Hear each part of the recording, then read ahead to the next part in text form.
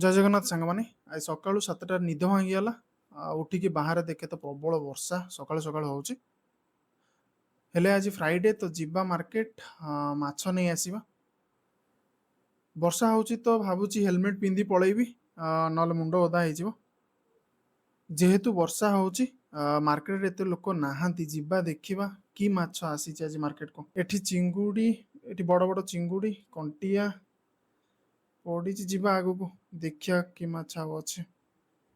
ଏଠି ଇଲିଶି ମାଛ ଅଛି, ହେଲେ ପ୍ରବଳ ରେଟ୍। ଏବେ 1600ରୁ 1700 ପଡୁଛି ଏପଟେ ଗୋଟେ କିଲୋ। ଏଠି ଚାଇନା କୋଉ ମଉସା କହୁଛନ୍ତି 140, ହେଲେ ମାଛ ଟିକେ ଫ୍ରେଶ୍ ନାହିଁ ତ ଯିବା ବଡ଼ ମାଛ ନେଇ ପଳେଇ ଆସିବା ଘରକୁ। ମାଛ କଟା ସରିଗଲା, ଯିବା ଘରକୁ। ଆମ ଆଡେ ନଦୀରେ ପ୍ରବଳ ପାଣି, ସେ ପୁଣି ଦୁର୍ଗା ପୂଜା ଟାଇମରେ। ମାଛ ଆଣି ଘରେ ଦେଇଦେଲି। ଅଫିସ୍ ଟାଇମ୍ ହେଇଗଲାଣି। ମେଲ୍ସ ମେସେଜ ଯାହା ଆସିଥିଲା ସବୁ ଚେକ୍ କରି ରିପ୍ଲାଏ କରିଦେଲି।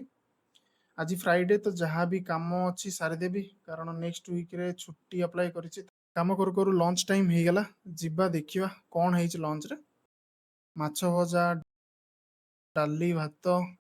Finally Friday finished. ପୁଣି ଦେଖାହବ ଆଉ ଗୋଟେ ମିନି ବ୍ଲଗରେ।